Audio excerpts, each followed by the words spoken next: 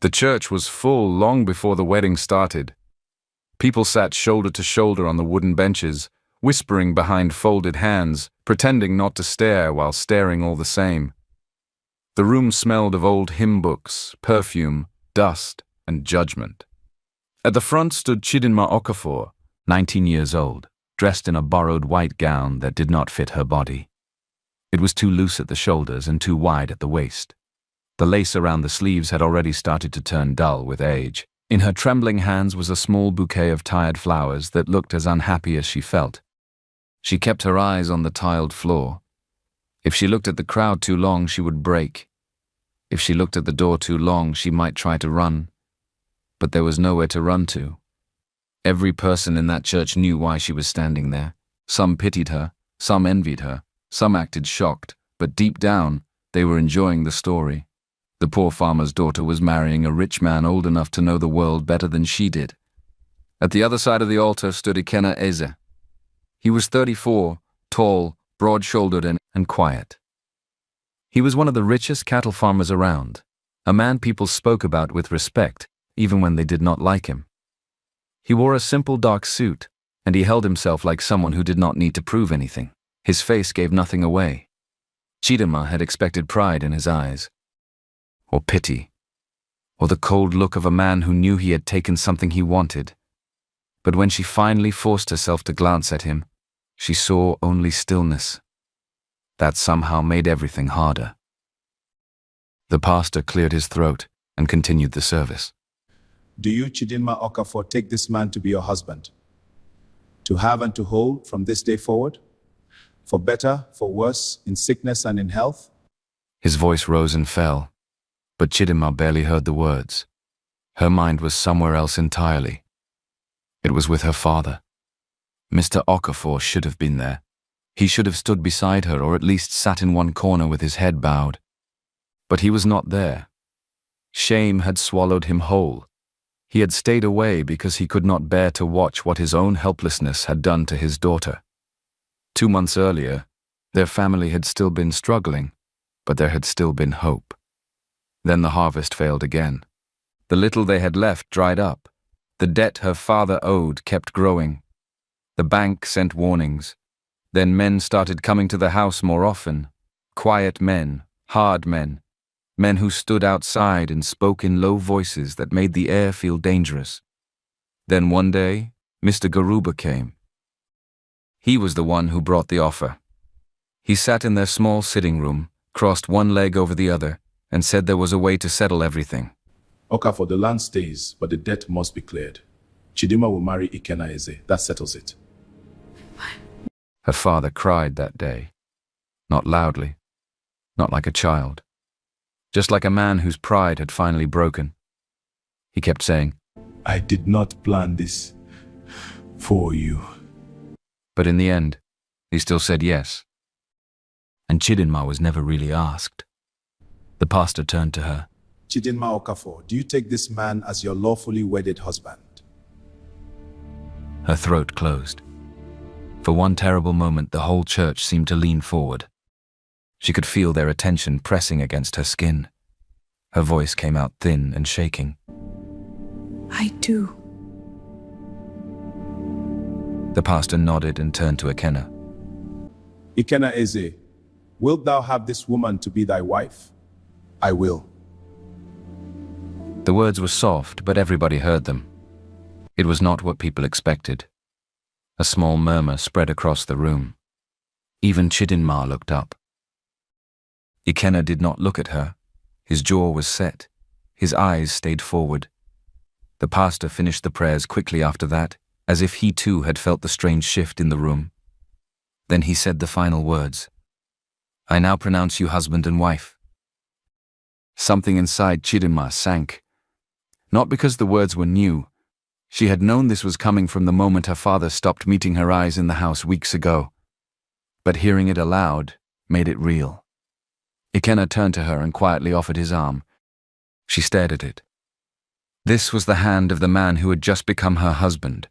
A stranger, a wealthy man, a man she knew only through stories, gossip, and fear. He did not move closer. He only waited. 3 seconds passed. Then 4. Finally, Chidima placed her hand on his arm. His body went still for 1 moment. Then he began to walk her down the aisle. His grip was steady, careful. Not proud, not possessive, just steady. That was the first thing about him that confused her. Outside, people followed with their eyes as they stepped into the sharp afternoon air. The whispers did not stop. If anything, they grew louder. But Ikenna did not react. He simply led her toward the waiting vehicle. And without looking back once, Chidinma left the church as Mrs. Eze. The name sat inside her chest like a stone. The journey to Ikenna's house was quiet. Too quiet. Chidinma sat with both hands folded tightly in her lap, staring out through the side window as the road stretched ahead of them. She watched houses disappear behind them, then open land, then long empty spaces where the only sound was the vehicle moving over rough earth.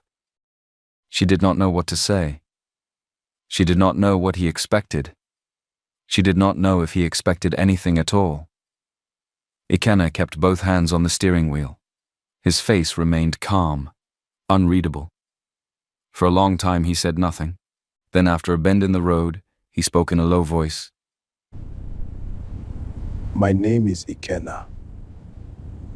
Chidinma blinked and looked at him. He glanced at her only briefly. I know you already know that, he added, almost as if he felt foolish after saying it. She looked away again. It was a strange thing to say to a woman who had just married him. But there was no mockery in his tone, only awkwardness. A few minutes later he asked, Are you all right? The question almost made her laugh, but there was no joy in it. She swallowed and said, I am Mrs. Izzy now. The words came out bitter, and she knew he heard it. He was silent for a moment. Then he said, Only if you want to be. Her head turned sharply toward him.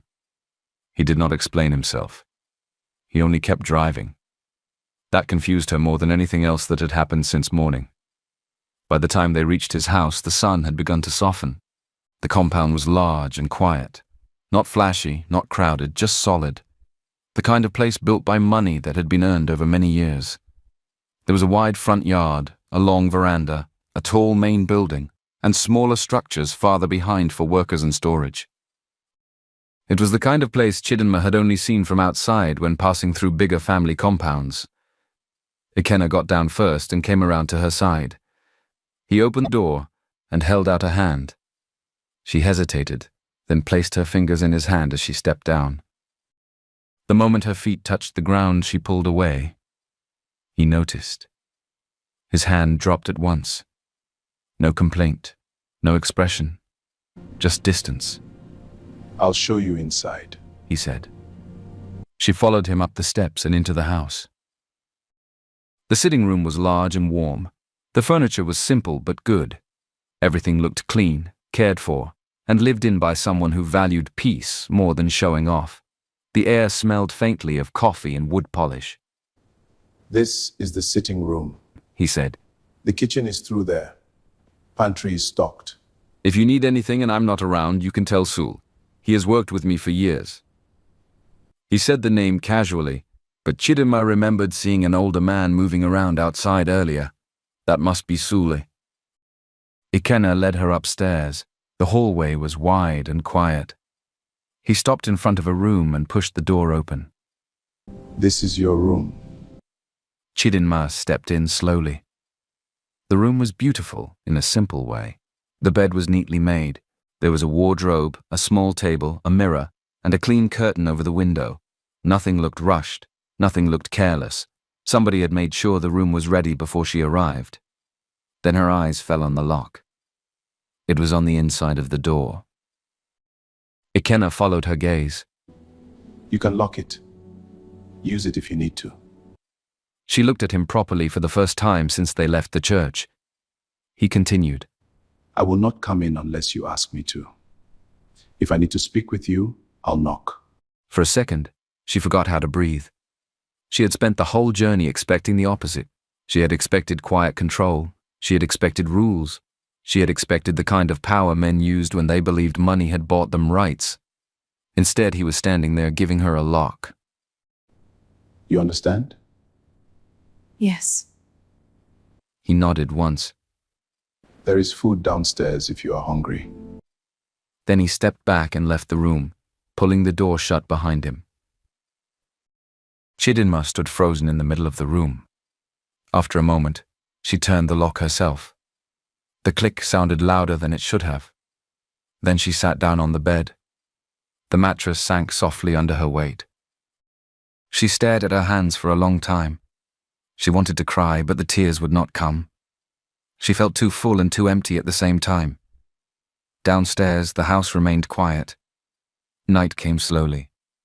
Much later, when hunger began to pinch her stomach, she still could not bring herself to open the door. So she stayed inside. At some point, she heard faint footsteps in the hallway. They stopped outside her door, then moved away again. No knock. No voice. The next morning, when she finally opened the door, she found a tray just outside it. Bread and tea, covered neatly with a clean cloth.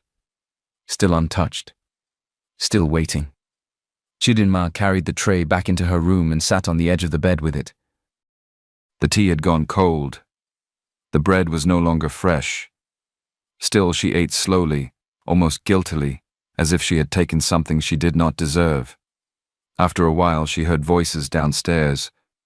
One was Ikena's. The other was older, rougher, but not unkind. She guessed it was Sul. The men were talking in the dining area below. Their voices came up through the floor faintly, but the house was quiet enough for certain words to reach her. Town has already started talking, boss. That had to be Sul. Chidinma stopped chewing. What are they saying? A pause. Then Sul answered carefully. You know how people are. They say you got yourself a fine bargain. The tray in Chidinma's hand suddenly felt heavy. There was silence downstairs for a second. When Ikena spoke again, his voice was calm, but colder than before. She is not a bargain. Sul did not answer at once. Ikena continued. She is my wife. The words entered Chidinma's chest in a way she could not explain. Not because she believed them fully. Not because one sentence could wipe away how this marriage began. But because he had said it without pride, without mockery, without sounding like he was claiming ownership. Just fact. Below, Sul muttered something softer. I was only saying what I heard. Then stop hearing foolish things. A chair scraped back. Footsteps crossed the room. A door opened and closed. Silence returned. Chidinma sat very still. For a long moment, she looked at the locked door. Then slowly she stood up and crossed the room. Her fingers rested on the lock. She turned it. The sound this time was softer. She did not open the door. She just left it unlocked. That afternoon, she stepped out of the room for the first time since arriving. Only a little. Only long enough to use the bathroom and stand at the top of the stairs listening to the life below. The house did not feel threatening, just unfamiliar. Later that evening, when she went downstairs, she found fresh bread on the dining table and a pot of stew warming in the kitchen. Nobody called her. Nobody asked her to sit. Nobody made her explain herself. That strange patience followed her through the next few days. Ikena left for work very early each morning. She would hear the front door open before dawn, then the sound of his voice outside giving brief instructions. Sometimes Sul answered him. Sometimes another worker's voice joined in. Chidinma stayed mostly upstairs, but not all the time now. She started going to the kitchen when she was sure no one was there. She took food quietly and washed her own plate afterward. Once or twice she crossed paths with Ikena in the corridor. Each time he simply nodded and stepped aside to let her pass. He never tried to begin a conversation. He never watched her too long. He never asked why she was afraid. That too began to change something in her. Fear did not disappear, but curiosity began to grow around it. On the fourth morning, Chidinma woke earlier than usual. By the time she came downstairs, Ikena was already at the dining table with a cup of coffee and an open ledger in front of him. He looked up when he heard her footsteps. "Good morning," he said. His tone was simple, as if they had always greeted each other like that. Chidinma paused, then answered. Good morning. She moved to the kitchen, poured herself tea, and came back slowly. Her hands shook a little as she sat across from him. For a few moments they stayed in silence. Not warm silence, not painful silence, just the silence of two people who did not yet know how to begin. Then the question escaped her before she could stop it. Why? Ikenna looked up from the ledger. She tightened her fingers around her cup. Why did you agree to marry me? He closed the ledger gently and leaned back. For a while, he said nothing. Chidinma wondered if he would ignore the question. But then he spoke. A man named Mr. Garuba came to see me some weeks ago. He said. Ikenna, there's a family in trouble. Debt and land issues. A marriage would help both sides. It solves everything. They are desperate. You would be their salvation. Think about it. Chidinma felt her throat tighten. He told me you were from a decent family. Those things had become hard. He said the arrangement was practical. And you agreed. I said I would think about it. He held her gaze. I live alone. This house is large. Too large for one person, most times. He paused, as if the words did not come easily. Maybe it would be good to have someone. Maybe it would be good to start life again. Chidinma stared at him.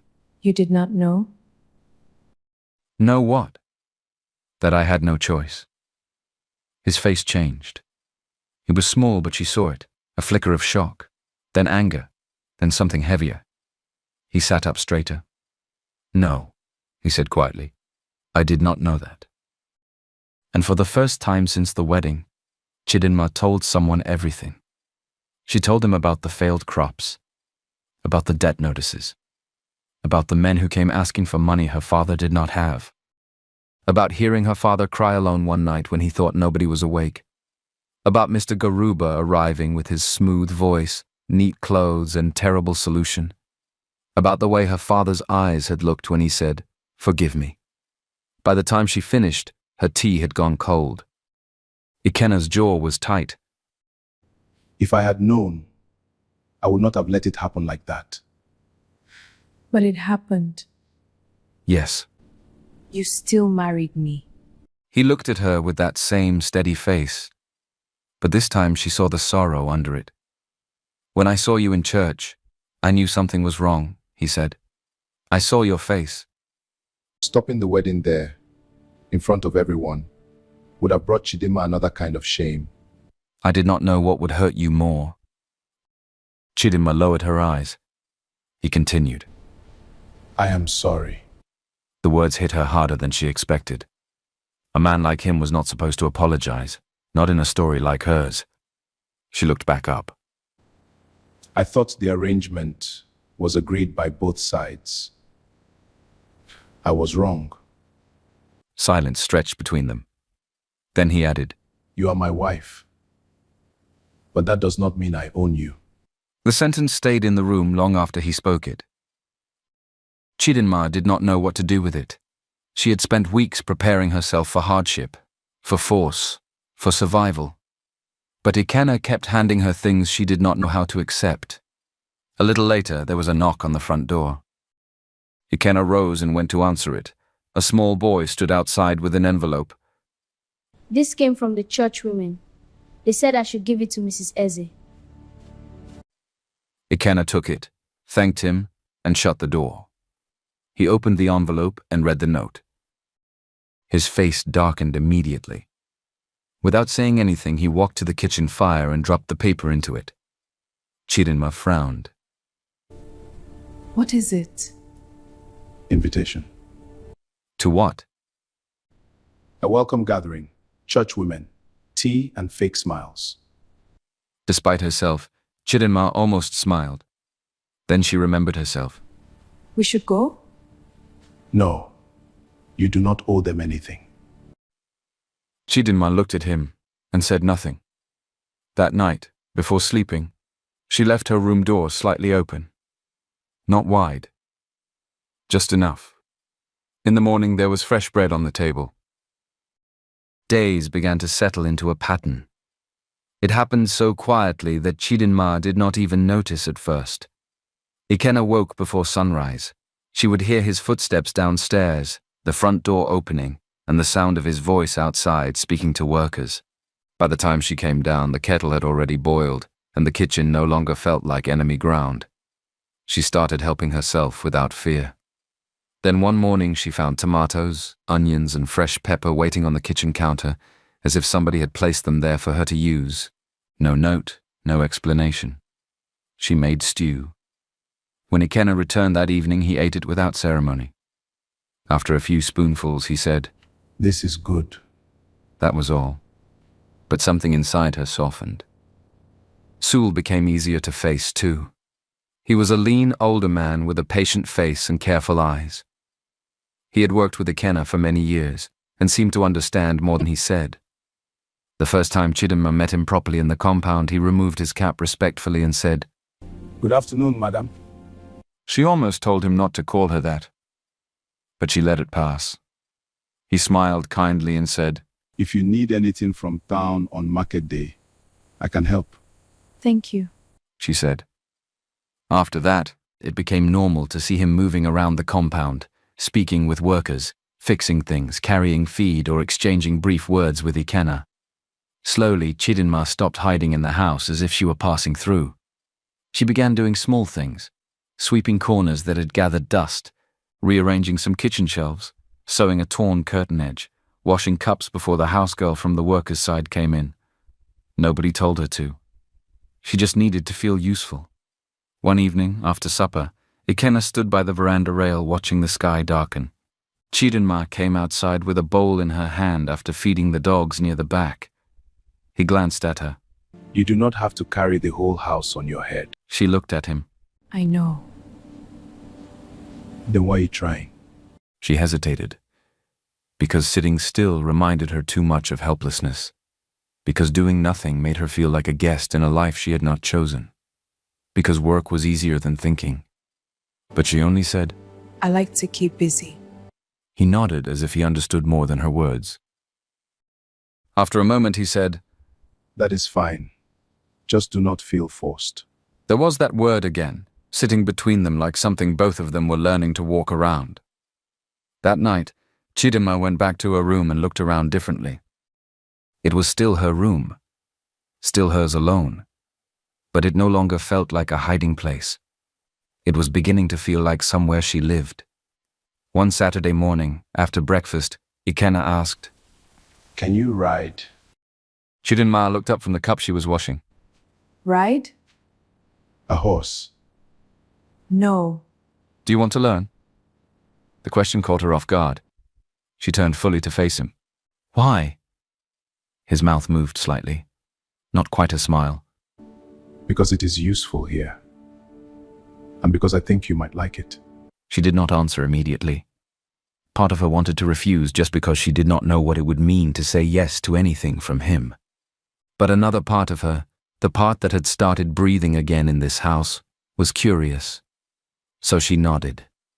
He took her outside and led her toward a calm brown horse with gentle eyes. This one is called Gold, he said. He does not trouble anybody. Chidinma stared at the horse from a safe distance. Ikenna seemed to understand. He took his time, showing her where to stand, how to place her foot, how to hold the reins. When his hand touched her elbow to steady her, it was brief and careful. Do not grip too hard. Relax your shoulders. I am trying. I know. There was no laughter in his voice, no impatience. After a few awkward attempts, she finally settled into the saddle. The horse moved a little. Chidinma gasped. Ikenna held the reins lightly and walked beside her. You are fine. He can feel fear, but he can also feel calm. I am not calm. Then pretend. For some reason, that made her laugh. A real laugh. Quick and surprised, as if it had escaped without permission. The sound stopped both of them. Chidinma looked at him at once, embarrassed. But Ikenna only said very softly, That is better. Later that week, they went to town together to buy supplies. The moment Chidima stepped out of the vehicle, she felt the stares. They followed her like heat. Women by the fabric shop lowered their heads and whispered. Men near a roadside stand looked openly. A few older women pretended they were not watching her, but their eyes kept returning. Inside the provisions store, the woman attending to them spoke politely enough, but her smile was too tight. When they finished and stepped back outside, a man leaning near a shop post laughed under his breath. "Well," he said loudly enough for them to hear, "if it is not the new bride, hope our rich man is treating you well?" Chidinma froze. The man grinned wider. "Or maybe I should ask if he took it easy on the wedding night." Her whole body went cold. Before she could even react, Ikenna stepped forward. He did not shout. He did not grab the man. He simply placed himself between them and said in a low, dangerous voice, "If you have something to say it to me." The man's grin dropped immediately. For the first time, he looked properly at Ikenna and seemed to remember who he was speaking to. "I was just joking." "Then stop." The word landed hard. No more was needed. The man looked away. Ikenna turned and walked back to the vehicle.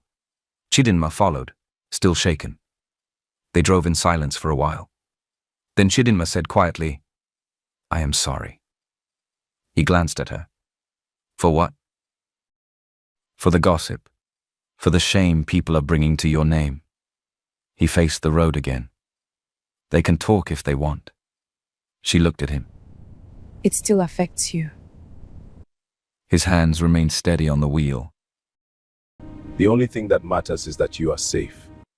The words strangely made her chest ache. She turned her face toward the window so he would not see how much that simple sentence had touched her. That evening she thought about it for a long time. Not the rude man, not even the shame, but the fact that Ikenna had not once acted like he was protecting his pride. Only her. A few days later, Chidinma started a small garden near one side of the house. It was nothing grand, just a patch of earth that caught enough light and looked empty enough to hold something living. Sul saw her one afternoon bending over the soil with a small hoe and brought her a watering can without asking questions. Thank you. You are welcome, madam. This time she smiled back a little. That evening, Ikenna returned from work and found her kneeling in the soil, pressing small bulbs into the ground. What are you planting? Flowers. What kind? The woman who saw them said they bloom off after some time. Not now. You are planting for later. Yes. He was quiet. Then he asked, Do you think you will still be here when they bloom? The question was soft. No pressure in it, but it entered her more deeply than if he had shouted. She looked up at him. His face was calm, but she could see that he meant the question, not in a doubtful way, not as a challenge, just honestly. Chidinma looked back at the soil, then at the house, then at him. Yes. The answer came more easily than she expected. Something shifted in Ikenna's face. Not surprise, more like quiet relief. He nodded once. That is good. He turned to go, then paused. Chidinma, She looked up again. I am glad. He walked toward the house without saying anything else. Chidinma remained there for some time, her knees in the dirt, her fingers resting in the loose soil. The truth settled slowly inside her. She had meant what she said. She was beginning to see herself staying, not because she had nowhere else to go, not because fear still held her, but because this place no longer felt like punishment, and Ikenna no longer felt like the enemy her mind had built before the wedding. The more she watched him, the more she noticed things. The way he never returned from the farm without checking on every worker first. The way he listened more than he spoke. The way he carried sorrow quietly, as if he had trained himself to live with it without letting it spill onto others. One evening, she found him sitting alone on the veranda after sunset, not doing anything and just staring into the darkening compound. Not lonely in the simple way of a man who wanted company. Lonely in the deeper way of someone who had already known loss and learned to carry silence like a second skin. For the first time, Chidinma felt something new toward him. Not fear, not gratitude alone, a tender kind of sadness. It made her understand him a little more. And once she understood him, it became harder not to care. The night Chidinma saw the photograph, she could not sleep. The wind outside was soft, and the whole house had gone quiet, but her mind would not rest. She lay awake for a long time before finally getting up and wrapping a shawl over her shoulders. When she stepped into the hallway, she noticed a faint light downstairs. She moved slowly. At the front veranda, she found Ikenna sitting alone in a wooden chair. A lamp stood on the small table beside him. In his hands was an old photograph. He looked up when he heard her footsteps. Did I wake you? I could not sleep. He nodded as if he understood. For a moment, neither of them spoke. Then Chidinma's eyes moved to the photograph again. "Who is that?" Ikenna looked down at it. Then, without hesitation, he held it out to her. Chidinma took it carefully. It was faded with age, but she could still make out the face of a beautiful woman with kind eyes. She was sitting down, holding the bundle of a baby against her chest. There was something peaceful about her smile. Her name was Amaka, Ikenna said. Chidinma looked at him slowly. My wife. Before you. The words were plain, but there was pain under them. Chidinma sat in the chair beside him. Not too close. Just near enough. He kept looking ahead as he spoke.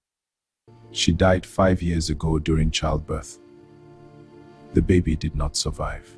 Chidinma's breath caught. I am sorry. She whispered. He nodded once, but did not answer immediately. The night seemed to grow even quieter around them. Some people think grief ends after the burial. He said at last. It does not. It only becomes Quieter. Then one night like this, it returns and sits beside you again. Chidinma lowered her eyes to the photograph in her hands. The woman in it looked so alive, so loved.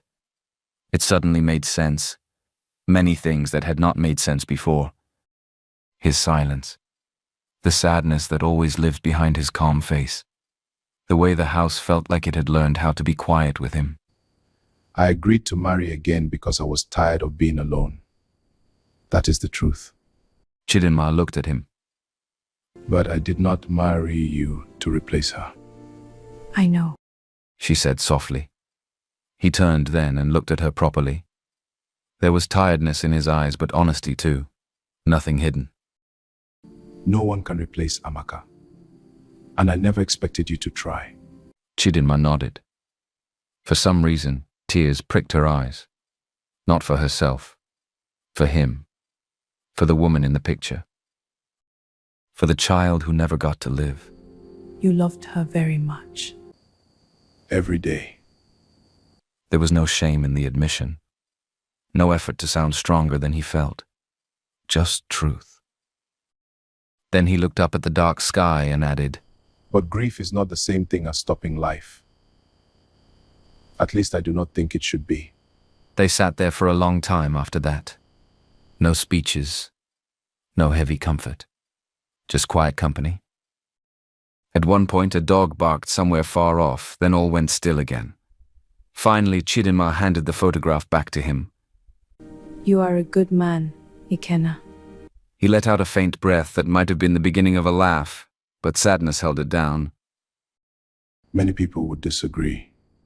She shook her head. Many people do not know you. His eyes rested on her for a moment. And you do? Chidinma thought about it. Then she said, I am beginning to. Something soft passed over his face. A tired smile. Small, but real. They went inside when the night grew colder. But after that conversation, something between them changed again. The distance did not disappear.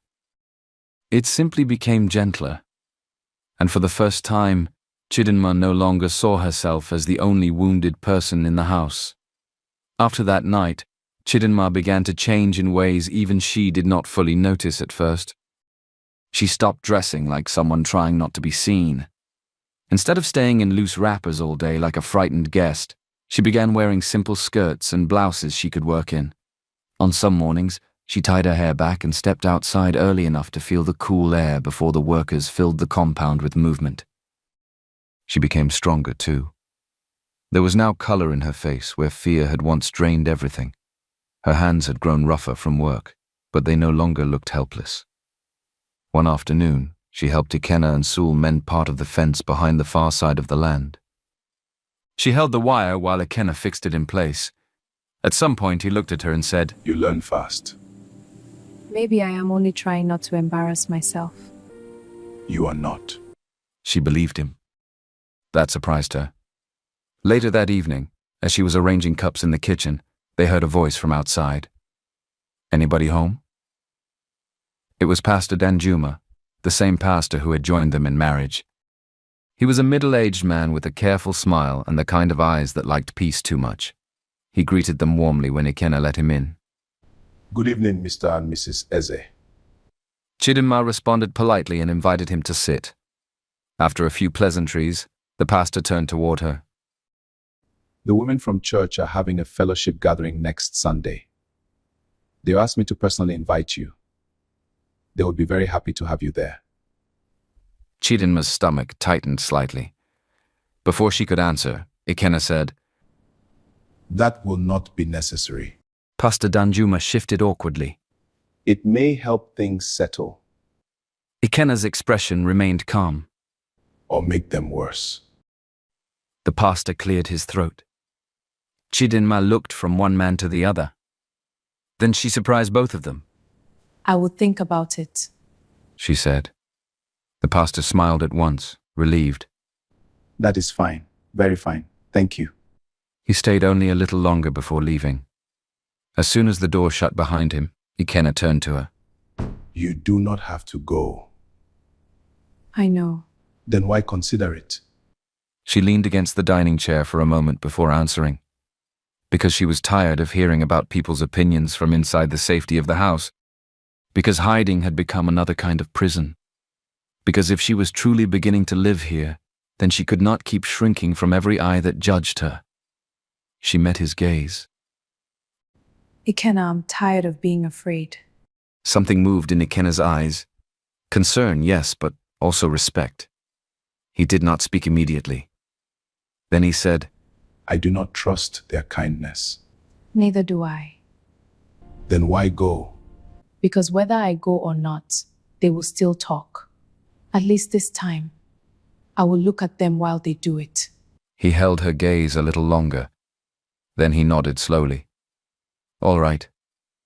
He did not sound happy about it, but he did not try to stop her. That night, after supper, Chidinma went outside to water the small patch where she had planted the bulbs. The earth was cool and damp beneath her feet.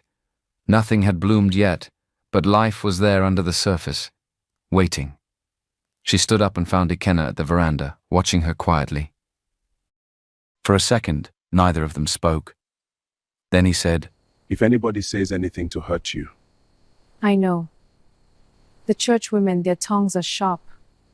Let them talk. I understand. you do not have to prove anything to them. Maybe not. But I need to prove something to myself. He seemed to understand that. And because he understood, he let the matter rest. That night, Chidinma stood in front of her mirror for a long time before sleeping. She saw the same face, the same girl who had stood in church in borrowed lace and silent fear. But she was not exactly the same anymore. There was still pain in her, still uncertainty, still many things left unsaid. But there was strength now too, and the smallest beginning of peace. When she finally lay down, her room door remained slightly open.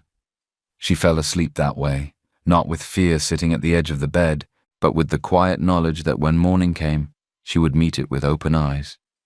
And downstairs, in the same house where she had first arrived like a prisoner, Ikenna sat alone for some time before going to his room. Not because he was troubled by her, but because for the first time in a very long while, the silence in his house no longer felt empty. He could hear life returning to it. And so could she. The next Sunday came faster than Chidinma expected.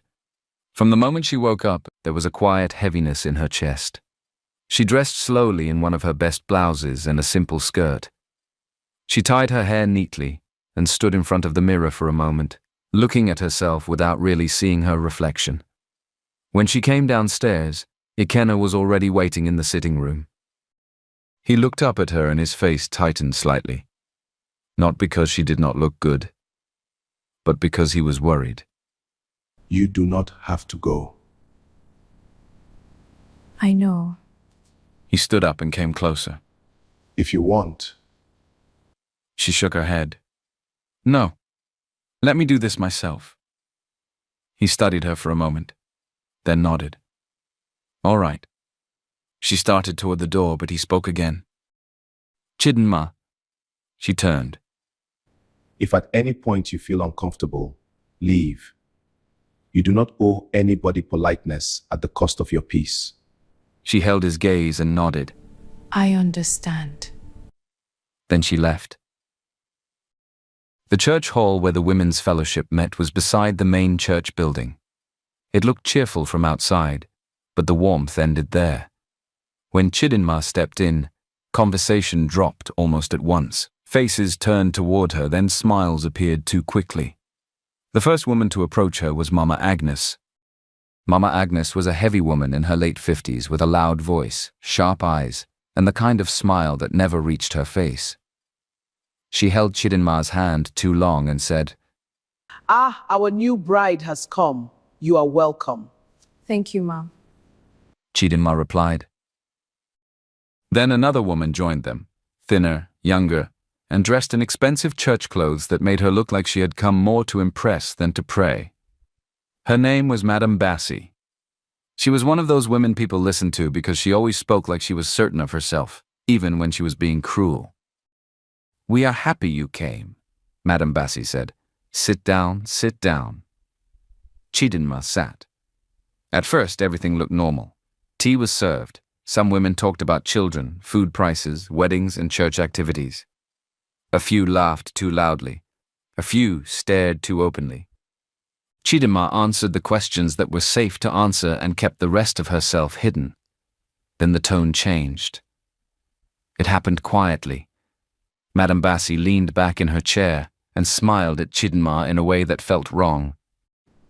So tell us, how is married life? A few women laughed under their breath. Chidinma kept her face calm. It is fine. Mama Agnes nodded as if she wanted to help. That is good. We were all just so surprised. Surprised by what? Chidinma asked. Madame Bassi picked up her teacup slowly. By how everything happened. One day your father was in debt. Next thing, you were married to a rich man. The room grew quieter. Another woman, younger and eager to please the others, laughed and said, At least your father found a solution. More laughter followed. Chidinma felt heat rise into her chest. Madame Bassi leaned forward. Do not mind us. We are only asking because everybody has been talking. It is not every day a young girl is used to settle debt. That one landed like a slap. For a second, Chidinma could hear nothing else. Mama Agnes shook her head in fake pity. The world is hard. People do what they must. Then Madame Bassi said the one thing that broke whatever patience Chidinma still had. At least he paid well. Your father must have felt lucky. The room went completely still. Chidinma stood up so suddenly that her chair scraped hard against the floor. Her hands were shaking, but her voice, when it came, was steady. My father was desperate. There is a difference. Nobody spoke. She looked from face to face. When my family was suffering, none of you came to help. None of you offered food. None of you offered money. None of you offered kindness. But now you have enough mouth to judge. Madame Bassi's smile disappeared. Mama Agnes opened her mouth, but Chidinma did not let her speak. You say you are concerned, but you are not. You are cruel. That is the truth. With that, she turned and walked out. She did not run. She did not cry. She walked out with her back straight and her head high, though inside her whole body was trembling. By the time Chidinma reached the house, the sun was already low. Her legs ached from the long walk. Her chest felt tight, and every cruel word still rang in her ears. She stepped into the compound and saw Ikenna standing near the veranda, as if he had been waiting there for some time. The moment he saw her face, he came down. What happened? That was all he asked. Not because he did not know something had gone wrong, but because he wanted her to say it in her own time. Chidinma looked at him for 1 second. Then everything inside her loosened. She told him. Not in a dramatic way, not with shouting. Just in the tired, painful voice of someone repeating an injury she had just received. She told him about Mama Agnes. She told him about Madame Bassi. She told him about the fake smiles, the mockery, the jokes, and the way they had spoken about her father like he sold a goat in the market instead of breaking under shame. Ikenna did not interrupt once. The more she spoke, the colder his face became. When she finished, silence stretched between them. Then he said, They will not speak to you like that again. Chidinma gave a weak, bitter laugh. How will you stop them? You cannot control 3 people. No. But I can make sure they hear me clearly. She looked at him. There was something very quiet in his face then. Not noise, not rage, something firmer. For the first time since they got married, Ikenna reached for her hand and held it fully. Not to help her climb down from something. Not by accident. Not because duty required it. He simply held it. His palm was warm. His grip was steady. Chidinma felt her breath catch. What are you going to do? She asked. Something I should have done from the beginning. His thumb moved once over the back of her hand, gentle and brief. Trust me. She looked at their joined hands for a moment. Then she looked up at him and nodded. Yes. That evening they stood outside a little longer than usual, saying almost nothing. But there was something between them now that had not been there before. It was no longer just patience. It was no longer only respect. It was the beginning of choosing each other. Still, that night, after supper, Chidinma went upstairs with too much in her chest. The pain from the church women had not gone away.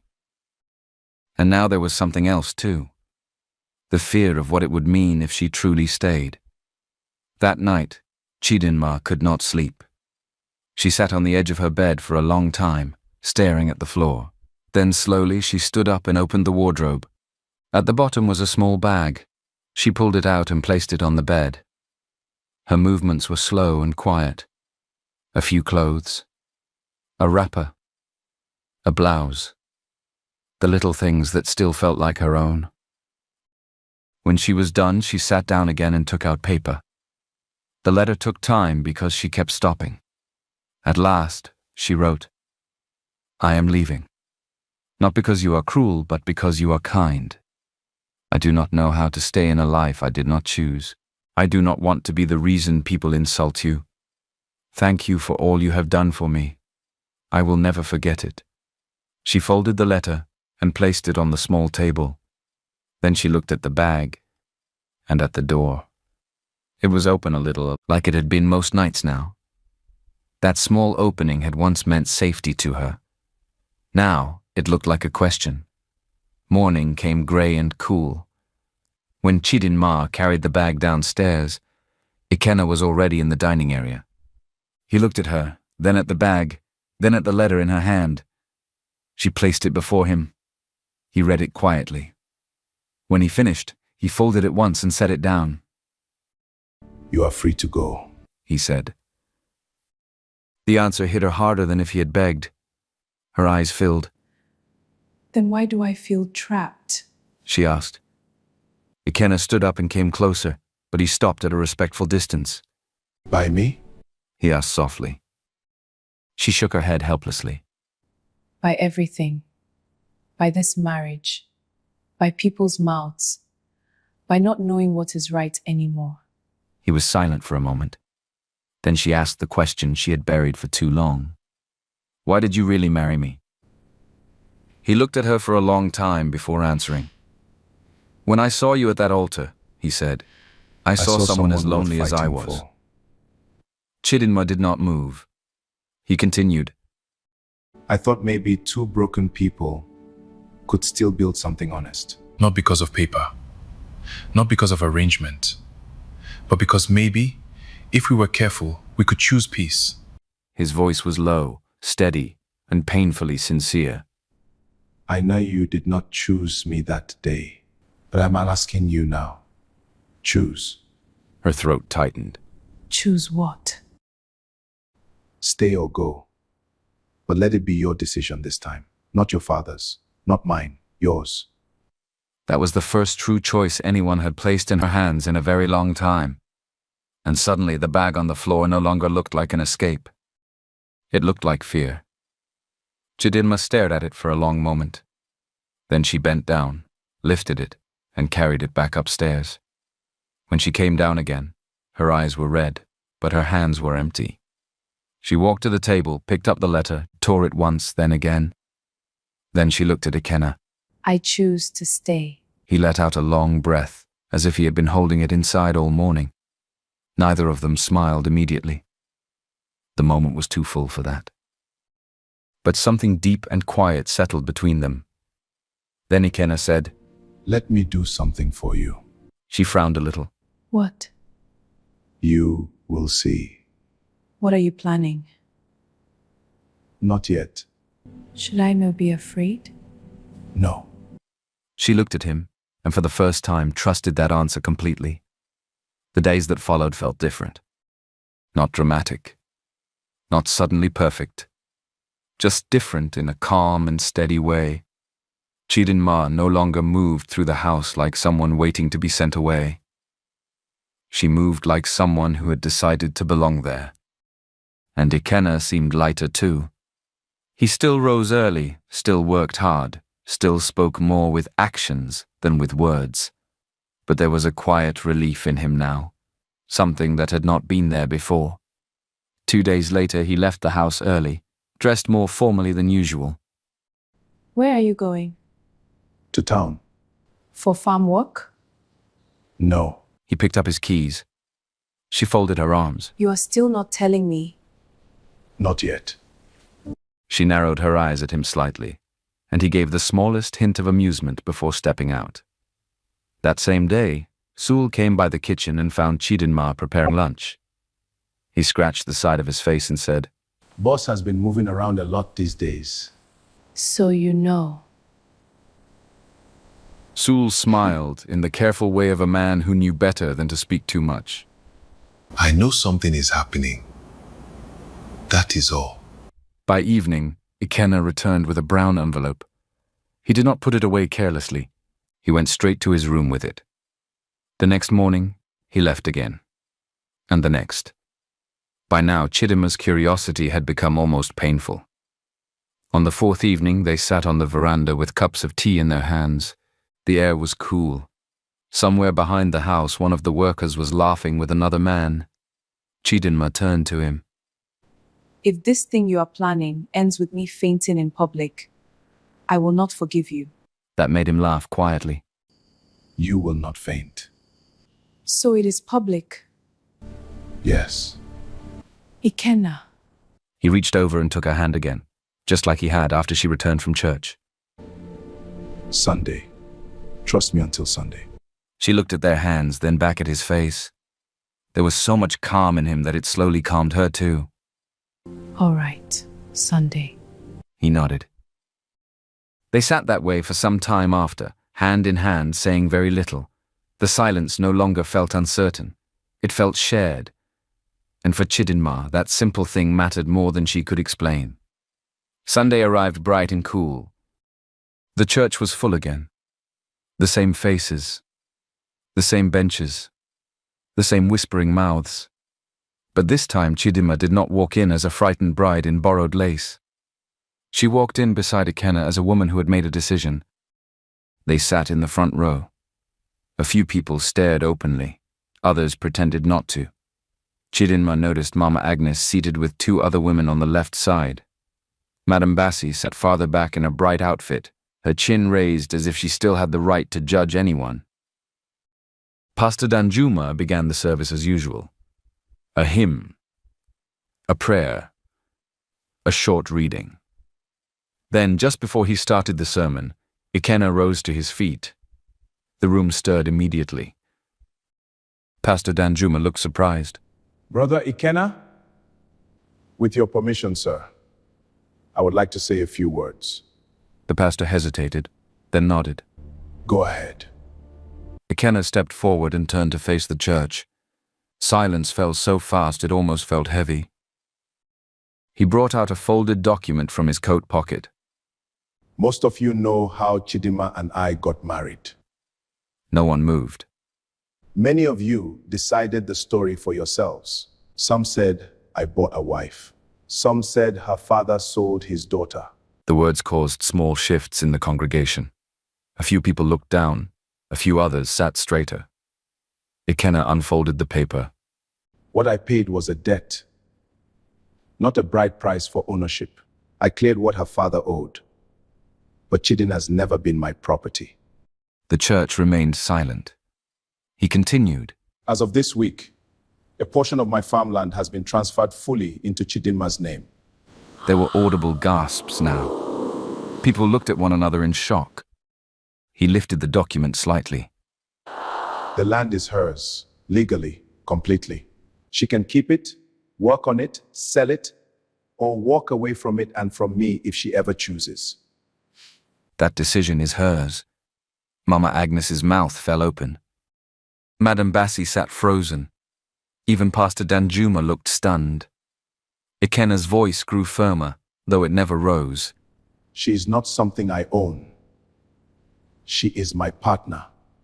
And if anybody still has something to say about how we came together, say it with both of us standing before you, not behind her back. The room was so quiet that Chidinma could hear her own breathing. Ikenna folded the document again and returned to his seat beside her. When he sat down, he looked at her only once. His eyes said the rest. You are free. I meant it. Chidinma's heart was beating so hard she could feel it in her throat. The church still had not recovered from what Ikenna had said. People were frozen between shock and shame. Even the children sitting with their parents seemed to sense that something important had just happened. Chidinma looked down at her hands. Then she stood. The movement alone drew every eye back to her. She turned slowly to face the church. For one brief second, fear brushed her again. But this time it did not control her. She spoke in a soft voice, but the room was so silent that everybody heard every word. When I came into this marriage, I came with fear. I came with pain. I came with shame that was not even mine. I did not understand this man. I did not trust him. I thought he would treat me like something he had paid for. But he did not. He gave me safety. He gave me patience. He gave me room to breathe. He gave me choice when nobody else did. Chidinma turned slightly and looked at Ikenna for one moment before facing the church again. I am not staying with him because I have nowhere to go. I am staying because I want to. That one sentence settled over the room like final judgment. A rustle moved through the congregation. Then from the second row, an elderly woman began to rise slowly with the help of her walking stick. This was Mama Ruth. Mama Ruth was one of the oldest women in the church, a quiet widow respected by almost everybody, because she rarely spoke unless she meant what she was saying. She stood fully and faced them. I was wrong. I believed what people were saying. I judged you both. I was wrong. The room shifted. One man coughed awkwardly. Another woman looked away. Then Mama Ruth added, And I am sorry. After that, the silence changed. It was no longer the silence of people waiting to gossip. It was the silence of people being forced to see themselves clearly. Pastor Danjuma cleared his throat, still shaken. Well, I believe that is enough for today. A few weak laughs broke the tension. Then the service ended not with more judgment, but with prayer. Outside, after church, people gathered in small groups as usual. But the mood had changed. A few men nodded respectfully at Ikenna. An older trader greeted Chidinma with a softness that had not been there before. Nobody came with mockery. Nobody came with sharp laughter. The venom had broken. As they walked toward the car, Chidinma still felt like she was moving inside a dream. You gave me land. She said quietly once they were alone. Ikenna opened the passenger door for her. I gave you freedom. He replied. She stared at him. Why? He paused before answering. Because words are easy. I wanted you to have something nobody could argue with. She got into the car slowly. After he started the engine and they began the drive home, she kept looking at him as if seeing him freshly all over again. You had all that planned? Yes. You went to the lawyer? Yes. Did Pastor Danjuma know? I do not think even Pastor Danjuma knew enough. Oh, Ikenna. A small, real laugh. When they reached home, Sewell was waiting near the front steps. News had already started moving ahead of them the way it always did in places like that. He looked from one face to the other and So it is true. Ikenna glanced at him. You too? Sewell laughed. Boss, by evening even goats will hear this story. Chidinma smiled despite herself.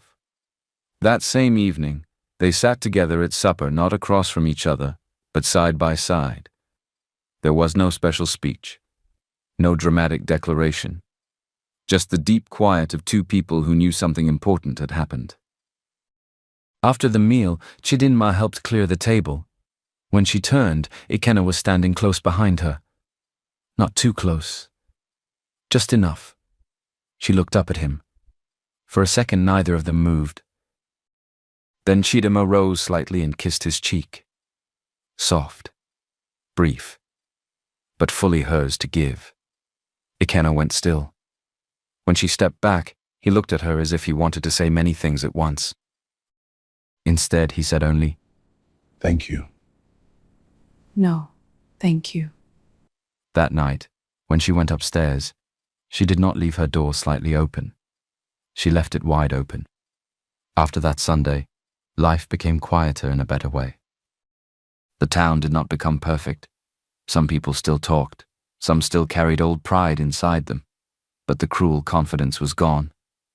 Nobody now spoke of Chidinma like she was a helpless girl trapped in a rich man's house.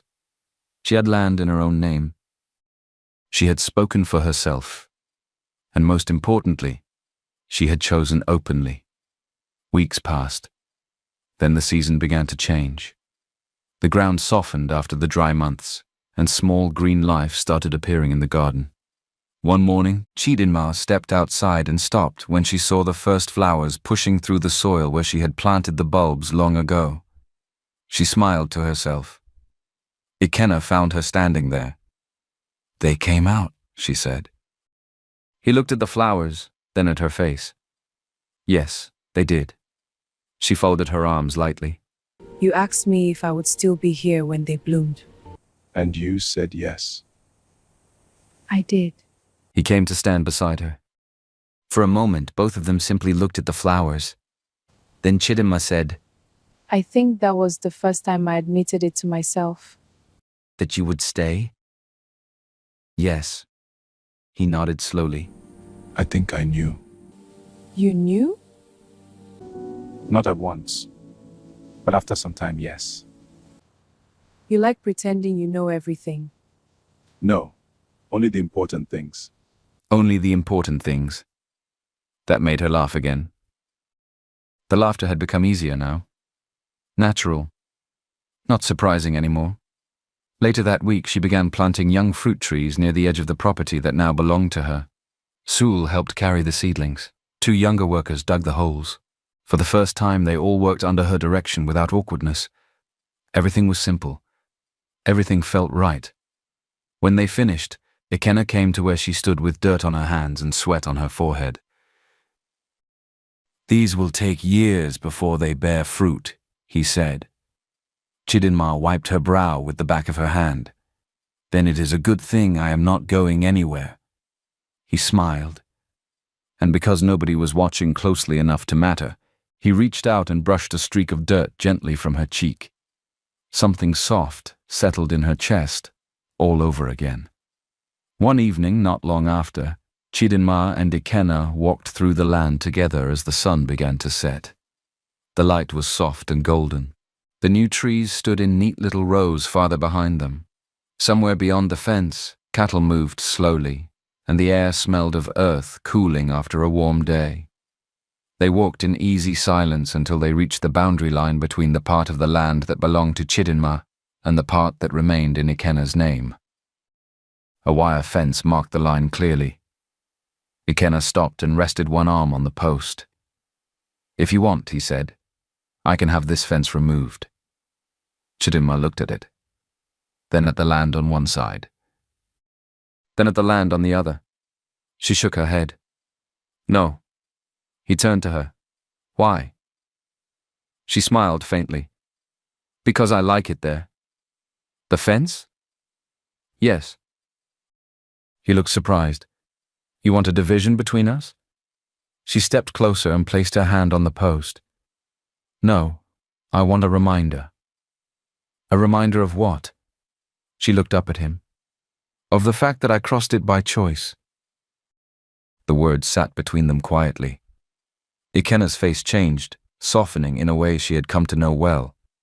After a moment he said, "I am proud of you." Chidinma's eyes warmed. "I am proud of us," she replied. For a second, he just looked at her. Then he bent and kissed her forehead. It was not rushed, not uncertain, just full of everything they had survived to get there. They stood together a little longer before turning back toward the house. From where they were, they could already see the lights from the veranda.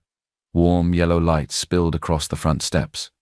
The house no longer looked like a place where strangers lived in careful silence. It looked like home.